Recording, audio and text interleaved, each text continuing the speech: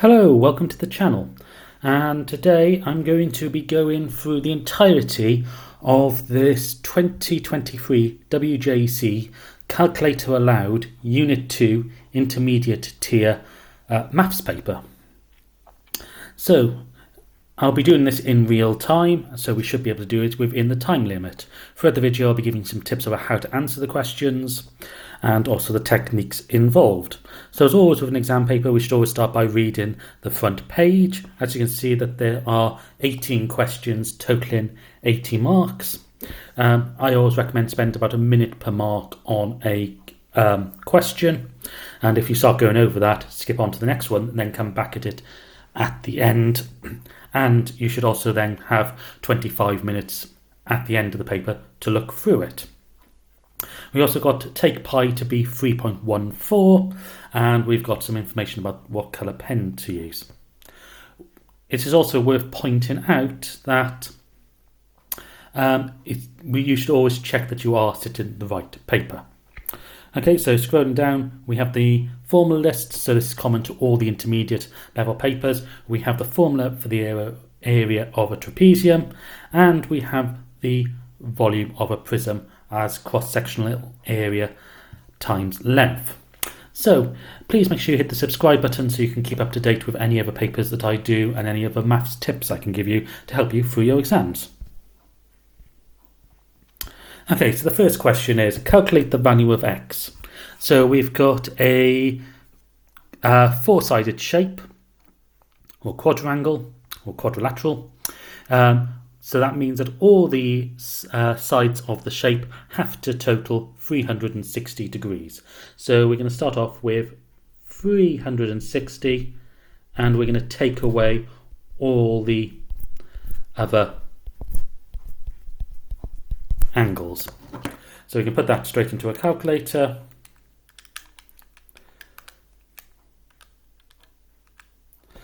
And that comes out with 106 degrees. So even though this diagram isn't drawn to scale, we can see that this angle is a little bit bigger than 90 degrees, so 106 seems a reasonable answer. Now we are told about an isosceles triangle and asked to find the angle y.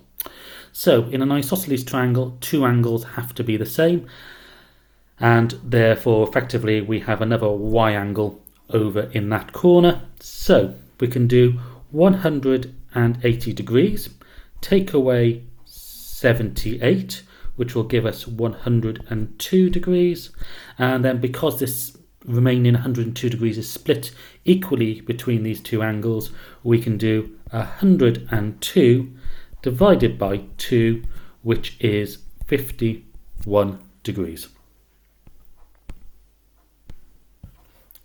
Which of the following fractions can be written as a recurring decimal?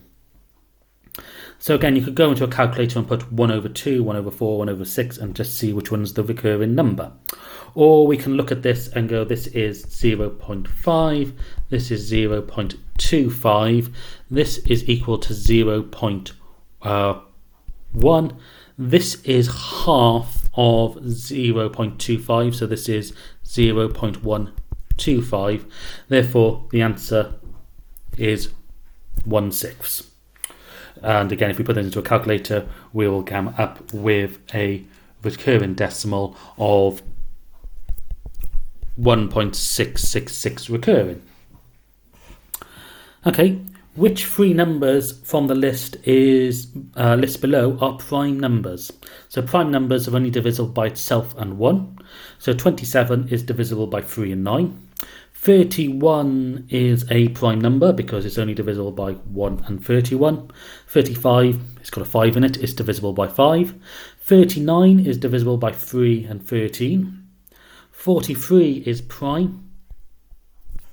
So is 47, and just to check, 51 is divisible by 17 and 3, and 55 is also divisible by 5.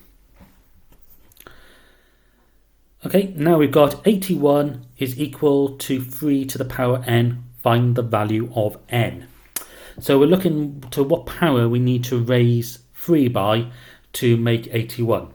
So there are numerous ways of doing this. We can do 3 times 3, well, that's equal to 9, times 3 is equal to 27, times 3 is equal to 81. Therefore, we can write that as 3 to the power 4. Another way to look at this is 81 is 9 times 9, which is 3 squared, times 3 squared, which is 3 to the 4. Right, so Alice is 9 years younger than Isaac. Nadine is 1/3 Isaac's age. Dewey is twice Nadia's age. Alice is 27. What are the ages of Isaac, Nadine and Dewey? So we know Alice is 9 years younger than Isaac, and Alice is 27. So we can do 27 plus 9, which is equal to 36. So Isaac is 36. We're then told that Nadia is 1/3 of Isaac's age. So this is 36 times by a third, which is the same as doing 3 divided by 36, which is 12. So Nadia is 12. And then finally we have Dewey is twice Nadia's age. So if Nadia is 12, we can times that by 2 to get twice it. So Dewey is 24. Write down the next two numbers in the following sequence. So we've got minus 26, minus 20, minus 14, minus 8. So this is what's known as an arithmetic sequence, which means it's either increasing or decreasing by the same number each time. And that number is plus 6, it's going up by. So minus 8 plus 6 is equal to minus 2. And then we have minus 2 plus 6, which is equal to 4. Calculate the value of f when g equals 9.3 and h is equal to minus 13.6. So we have to substitute that into this equation. So f is equal to 3, and when we have a number followed by a letter, that means times, or we can write it in brackets, which also means times. And we're now going to have plus 2 times minus 13.6. So we have to be a little bit careful about where we put the minus sign. We could replace this plus with just a minus sign and then just have 13.6 in the brackets, but this should be clear to what you are doing. And again, we can just put this straight into a calculator.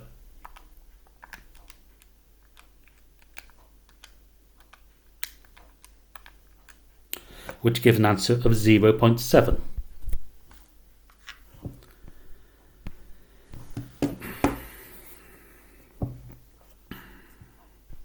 Okay, a box contains different coloured balls.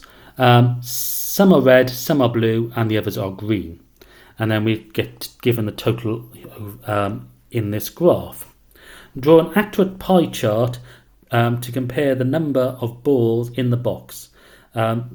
The pie chart has been completed. Part of the pie chart had been completed for you. So we can see that there are 5 blue balls, 2 red balls, and 3 green balls. So there's 10 balls in total. So we already know that there are 5 blue balls here. So the remaining 5 have to be split in a ratio of 2 to 3. So we've got a ratio of 2 to 3, and that's been split into 180 degrees. So we've got 180 degrees. So when we do ratios, we add these two together. So we're going to do 180 divided by 5, which again you can do on a calculator, or you can just work through. So this is equal to 36 degrees. So one portion is equal to 36 degrees, which means we have to double this number to 72 and triple it to 108. So I haven't got a protractor tool on this, so I'm just going to roughly sketch it in for you, but in an exam we would you do this more accurately with, as I say, the correct tool in. So we've got 72 degrees, which is red, and we've got green, which is going to be 108 degrees.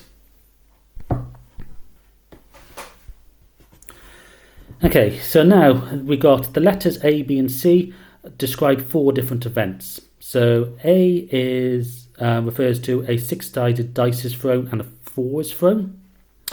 A fair coin is thrown, B, and a tail is thrown. 4 cards labelled north, east, south and west are placed in a box. 1 card is chosen at random. C, north is chosen. 7 cards, each labelled with a different day of the week, are placed in a box. 1 card is chosen at random. D, Sunday is chosen. Starting with the least likely and end with the most likely, and we have to put them into order. So there is a 1 in 6 chance of a dice, so A is equal to 1 in 6. B, the chance of a tail being thrown on a fair coin is 1/2.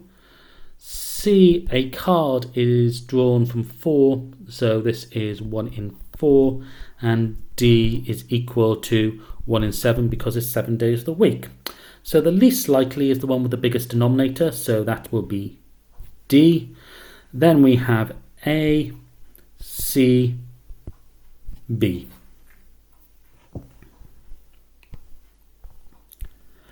Right, a car journey of 45 miles is travelled in 1 hour and 15 minutes. Calculate the average speed of the journey. Give your answer in miles per hour.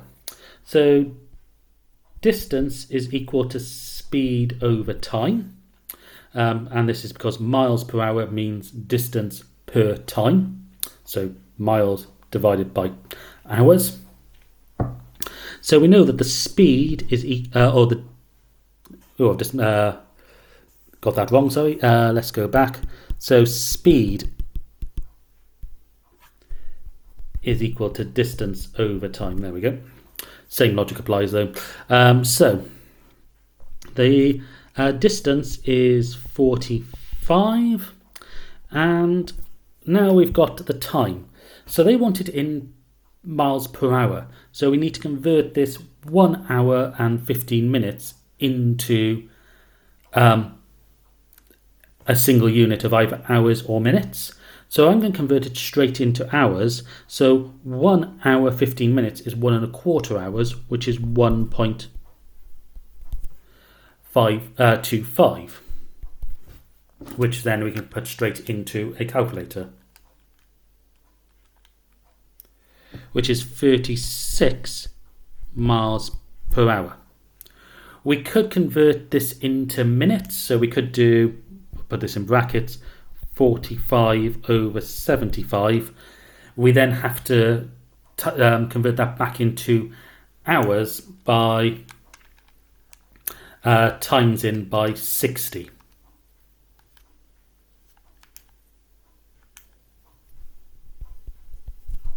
Which is also 36 miles per hour. Okay, next up, a regular polygon has 15 sides. Calculate the size of the exterior angle of this regular polygon. Okay, so for this one, I'm just going to sketch out what a polygon looks like. So this doesn't have to have 15 sides, but it actually looks more like it's going to be something like octagon or a hexagon, but it doesn't matter. This is only for demonstration purposes.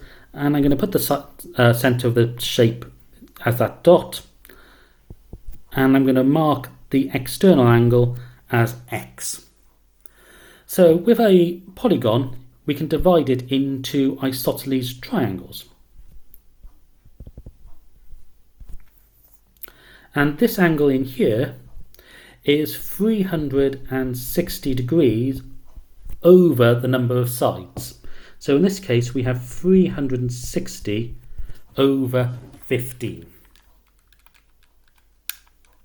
which is equal to 24 degrees,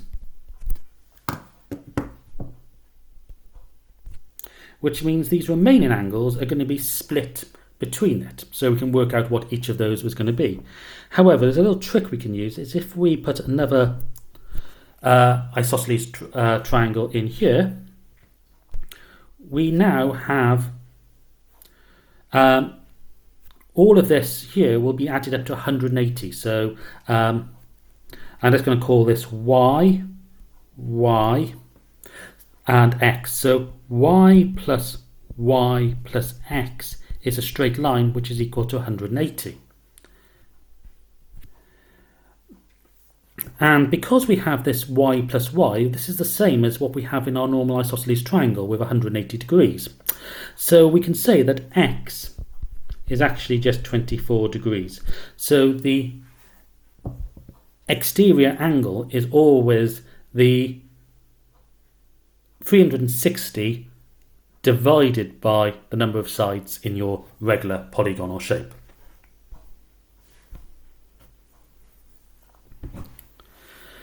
Okay, so in this question you'll be assessed on the quality of your organisation, communication and accuracy of writing. A solid metal cube has dimensions of 4, 5 and 20 centimetres. A cuboid has dimensions of that. The cuboid is melted down. The metal is then made into solid cubes, each with sides of 3 centimetres. How many complete cubes will be made? You must show your workings. So you should always show your workings anyway. So what we can say is, for this, we're basically looking at how many... We're going to compare the volume of a cube to the cuboid and then see how many cubes fit into that, or cubes with a certain volume fit into that cuboid of that volume. So we can start off with the volume of the cuboid, which is equal to, so the volume of the cuboid, this is basically the volume of the prism, which is the cross-sectional area, which is 4 times 5, times the length, which is 20, which is 20 times 20, which is 400 centimetres cubed. We can say that the volume of the cube is equal to 3 cubed, which is equal to 3 times 3 times 3, which is equal to 27 centimetres cubed. So now we just need to divide 400 by 27, and we have a calculator.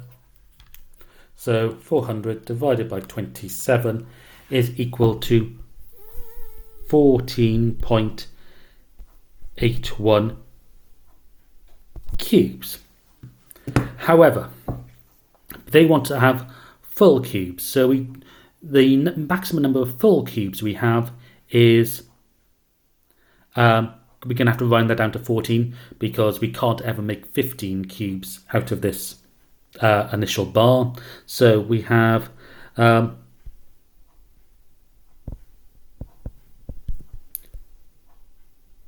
complete cubes is equal to 14 cubes, and that's the answer. Okay, next up we have a bearings question. So not drawn to scale, we have A and B and the north line indicated. So what is the bearing of B from point A? So when we do bearings, we go from the north in a clockwise direction, so we're going to be coming all the way around here, and the one that says point B from point A, whereas we go from the from point, so A all the way around. So the straight line is 180 degrees plus 55, so that's 235 degrees. And then we're asked what the bearing of point A is from B. So I'm going to draw the north line on from point B. So we're going to be measuring this angle. And can you see that these two lines, the north and the north line, are parallel, which means we've got two parallel lines, which means we've got this Z shape. So the Z indicates that we have 55 degrees in the other corner as well.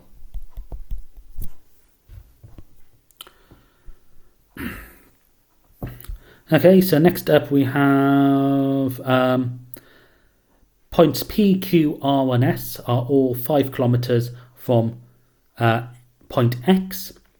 Space for a sketch. Which two of the 4 points P, Q, R and S are closest to each other? So if we just sketch this out, there's our north line, which I don't think I actually need. So I'm just going to rub that out. So I'm going to put my point X in the centre and just draw a small north on that. So point P is 5 degrees from X. So I'm going to just sketch that and say it's around there-ish. So this one's P. Q is 100 degrees, so that's just past the horizontal line, so that's going to be down here somewhere. I could draw this with a protractor and a ruler to make it accurate, with a scale of 1 kilometer is 1 centimeter, but I don't think we're going to need that. 240 is down here somewhere, and S is at 355, which is 5 degrees to the left of north, so that's going to be up there. So we can clearly see that S and P are the closest in this sketch.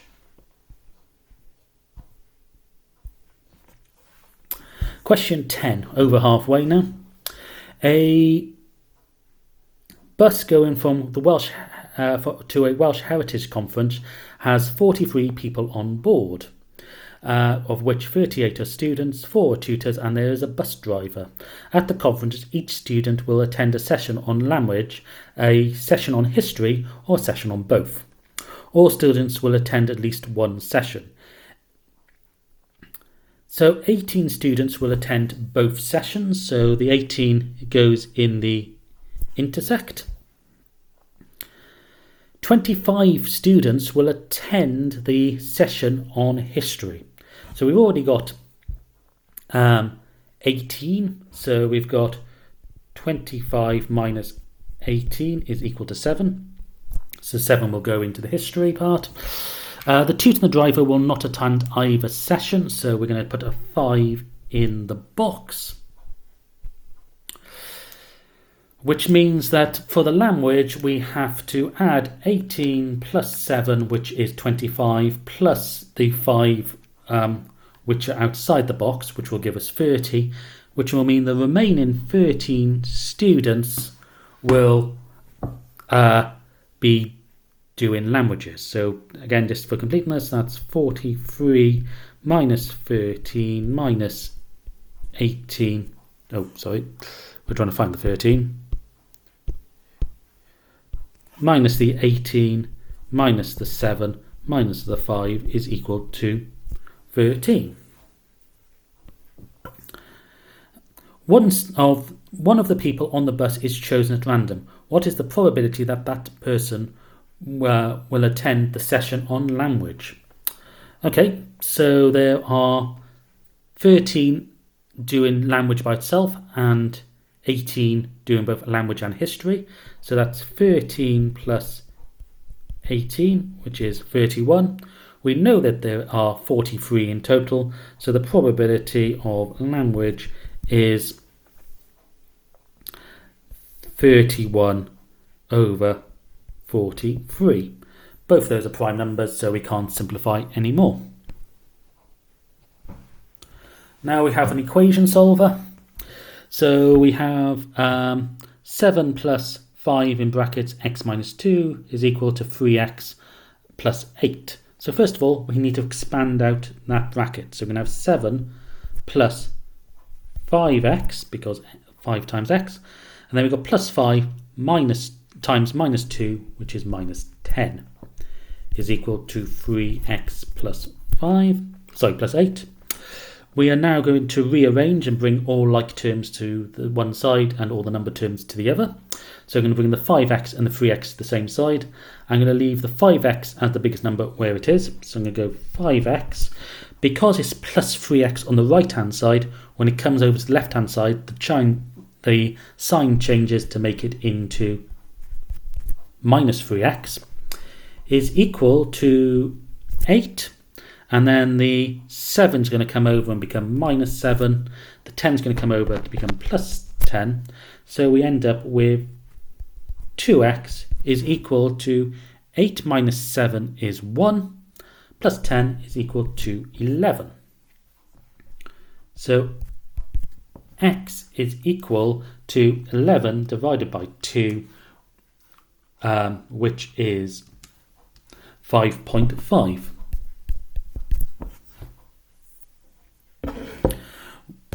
We've now got make the subject of the formula, make f the subject of this formula. So we have h is equal to 13 minus 2f. So first of all, I'm going to bring the 2f over to the other side to make it positive. So we're going to have 2f. Then I'm going to leave the 13 where it is. I'm going to have the equals, and then the h is going to come over to the other side. And because it's positive on the left-hand side, when it comes to the right-hand side, it has to become negative. So it's going to be minus h. So we've now got this 2 acting on the f, which is times in. So we're going to need to divide the whole of the right-hand side by 2. And the easiest way to do that is to just draw a line and divide it all by 2. C, we have factorise 15x minus 35y. So we're looking for a number that can go into both 15 and 35, and the only number that goes into both is 5. So I'm going to take that out as a factor. X and y are both different from each other, so there's no common factor there. So now I can go straight into the bracket. So now I'm looking at what do I need to do to 5 to make it into 15x. Well, I need to times the 5 by 3, and I need to have an x to satisfy that. The minus is going to stay where it is because there's no minus on the outside. What I need to do to 5 to make it up to 35 is times it by 7. And what I need to do to get a y is times by y. So the answer is 5 in brackets 3x minus 7y.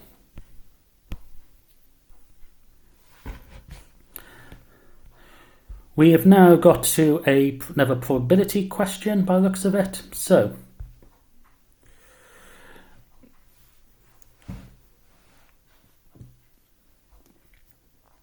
we've got to complete this table first of all, and we're told that a large number of price tokens are placed in a box.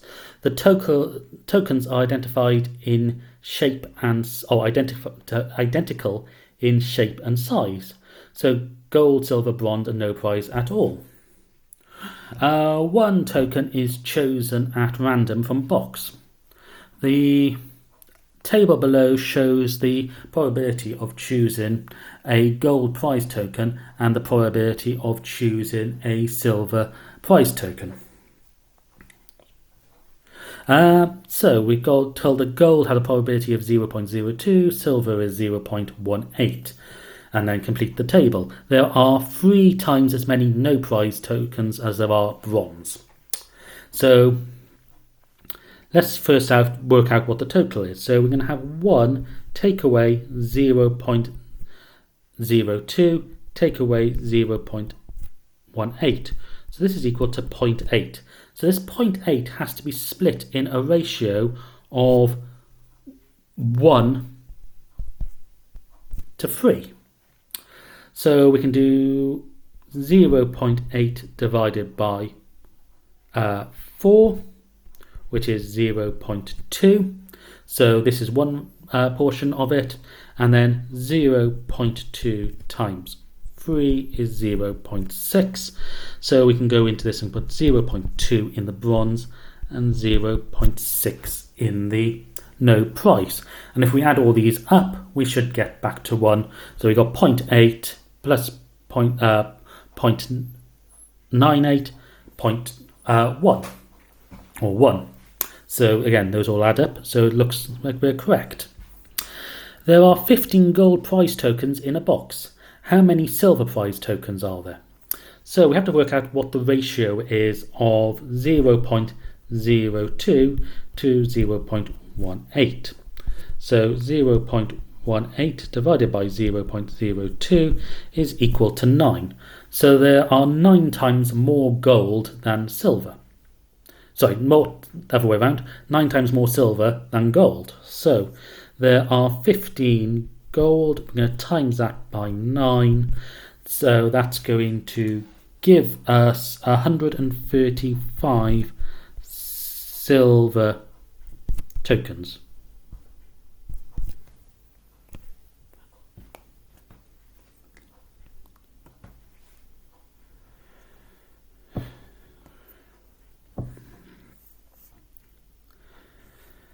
Okay, so now we have trial and error. So the way to do this is to start with the middle number. So we're going to have 2.5. We're going to put that into the calculator with this function. And then we're going to see if it's too high or too low.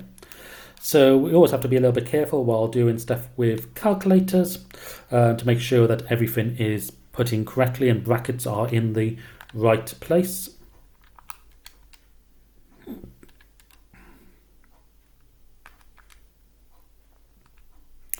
So that will give us a value of minus 1.375, which is below 0, so too small. So then we're going to try another number. So let's try 2.6. Let's see if we put that in, if we get a better value. This time we get minus 0.224, which again is too small, but closer to 0 than the previous answer. So we're getting better. We can now put 7 in, or 2.7, which gives us 1 point, which is too high. So we've got a value which is greater than 0 now. So this means that our value lies between 2.6 and 2.7. So to confirm whether it's 2.6 when rounded to 1 decimal place or 2.7 when rounded to 1 decimal place, we have to go to the next decimal place. So that's 2.65, and that gives us a value of 0.41, which again is too high. So therefore our answer lies between 2.6 and 2.65, and therefore rounded to 1 decimal place is 2.6.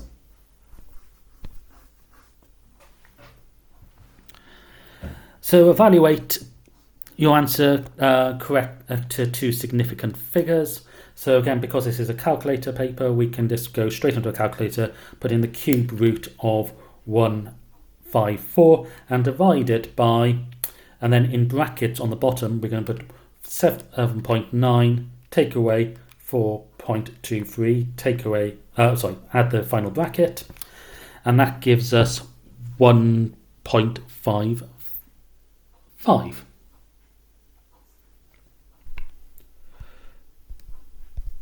555, but they only wanted to 2 significant figures, which is approximately equal to 1.2.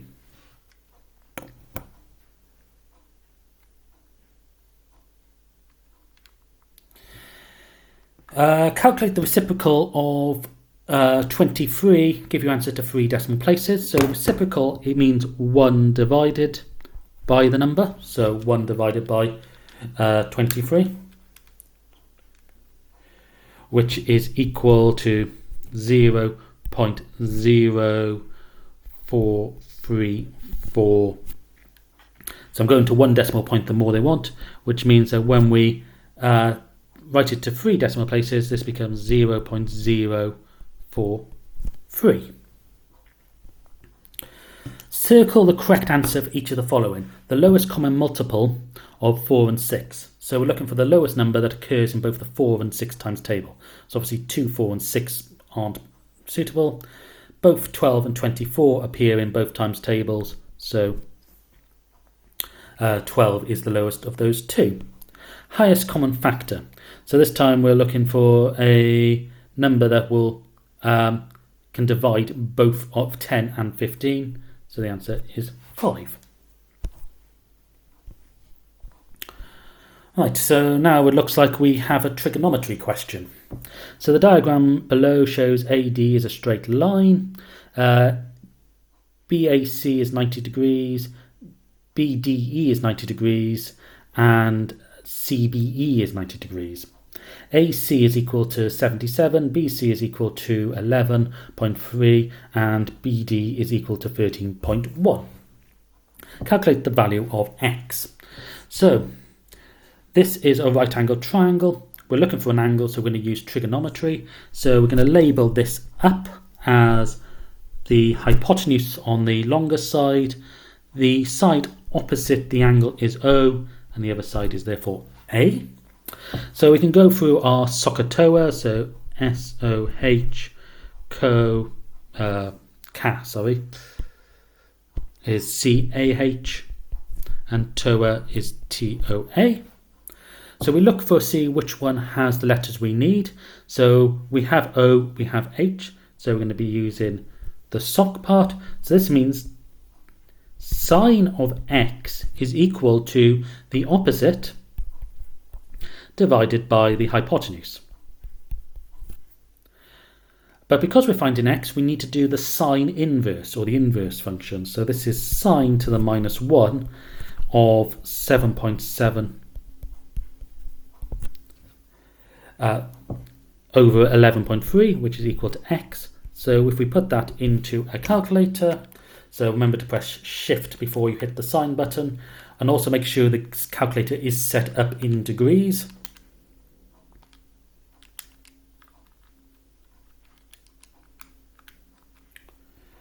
Comes out at 42.95, so that's going to round to 43 degrees. We've now got a question, hence find the length DE. So I'm going to put an extra angle in here, which is Y. And because ABD is a straight line, Y is going to be equal to 180 minus this 90 degree angle, which is in the middle. Take away the 43 that we already have, which will give us an answer of 47. So again, I'm going to mark this on the diagram. They've asked us to find DE. So I'm just going to label up my sides. So this is the hypotenuse, this is the opposite, this is the adjacent. So this time I've got O and A that I'm trying to find with the angle. So this is going to be the TOA from above. So now I have tan of 47 is equal to O, which I don't know yet, all over A, which is 13.1. So I'm dividing by 13.1, so to bring it to the other side I need to change the sign to make it times. So I'm going to have 13.1 times tan of 47. And again, we can go straight into the calculator to put that in. So that comes out as a length of 14.05. Actually comes out at 0.48 centimeters. Everything else on this diagram is to 1 decimal place, so I'm just going to write that down as 14.0 centimeters.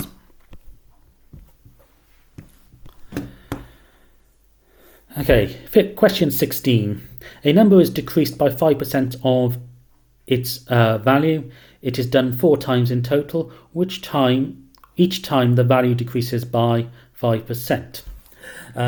Circle the multiplier that you would use to find the value after 4 decreases. So this effectively means we're finding 95% of the value 4 times in a row. So this is 0.95 times 0.95 times 0.95 times 0.95, which is 0.95 to the power 4. A number is decreased by 17% to give an answer of 3,569. What is the original value? Okay, so if a value has been decreased by 17%, we have to do 100 minus 17, which is 83%. So we're going to be trying to find 83% of some value, which I'll just label as x, and that's going to end up giving us 3569. So 83% is 83 over 100 multiplied by x, because of means times, is equal to that. So we can write this as 0.83x is equal to 3596. So x is equal to 3569 over 0.83. And putting that into a calculator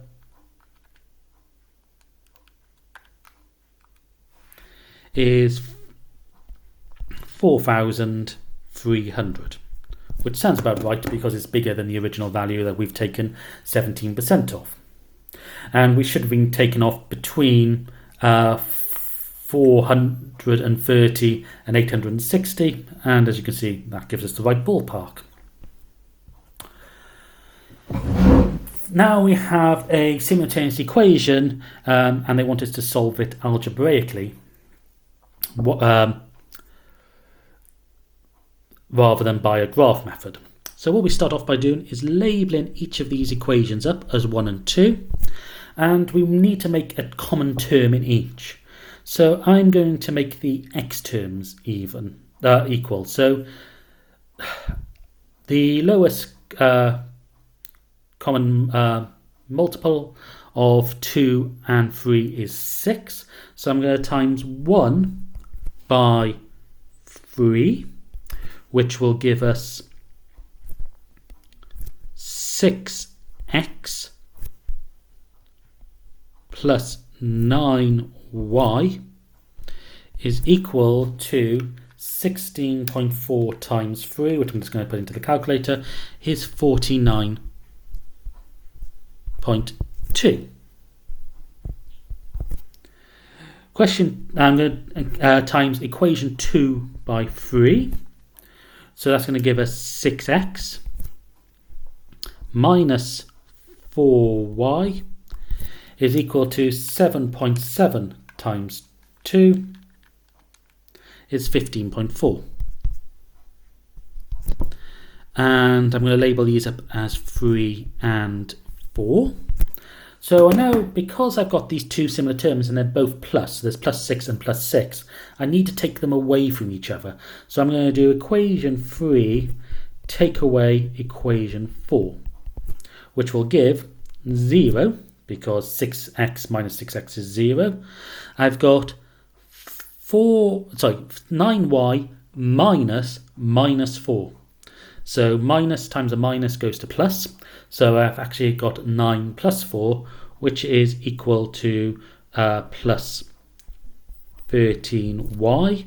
And then I have 49.2 take away 15.4 is 33.8. So I have 33.8. So now I have 13y is equal to 13.8. So y is equal to 13.8 divided by 13 is equal to 2.6. And I'm going to then put 2.6 in, let's do equation 1. So I've got 2x plus 3 times 2.6 is equal to 16.4. So I've got 2x, 3 times 2.6 is 7.8. So plus 7.8 is equal to 16.4. 2x, I'm going to take the 7.8 over to the other side, which means it changes sign to minus. So I've got 16.4 take away 7.8 is 8.6. So 2x is equal to 8.6. X therefore is equal to 4.3. And just to check the answer, I can put this into, say, equation 2. So I can do 3 times 4.3 minus 2 times 2.6, and I should end up with 7.7, which on the calculator says I do.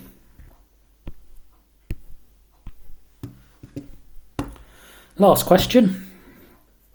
So the diagram below shows a semicircle with a radius r drawn inside a trapezium. The area of the semicircle is 77 centimeters squared. The semicircle touches the line AB, and AB is 22 centimeters. Calculate the area of the trapezium. So the area of a trapezium is equal to half the sum of the parallel sides. So my parallel sides in this case are 22 plus, we have the radius, so which is the halfway point, is r, so it's going to be plus 2r, times by the height. So the height of this trapezium also happens to be equal to the radius of the semicircle. So we're going to times that by r as well. Okay, so we now need to find r. So we have the area of a semicircle. So the area of a circle is equal to pi r squared. Therefore, the area of a semicircle is pi r squared over 2. We're told the area of the semicircle is 77, so this is equal to pi r squared over 2. So this means we have, take the 2 up to the other side to multiply, so we've got 144 over pi is equal to r squared. Therefore, r is equal to the square root of 144 over pi, which is 12 over root pi. So we now have our r, so we can substitute that back in. So we've got a half, then in brackets 22 plus, so we've got 2 times 12 over root pi times by 12 root pi. I can simplify this a little bit because this 2 will cancel with this 12 to give 6. This will then give us 22 plus 2 times 12 is 24 over root pi, all times 6 over root pi. So this will give us 22, actually I'm going to do 6 divided by root pi, all times, in brackets, 22 plus 24 divided by root pi gives an answer of 120.3 centimetres cubed. No, not cubed, sorry, this is squared. Squared. And that's the whole paper done. So, as I say, please hit the subscribe button. I'll be filming more of these videos, and if you have exams coming up, good luck with the exam.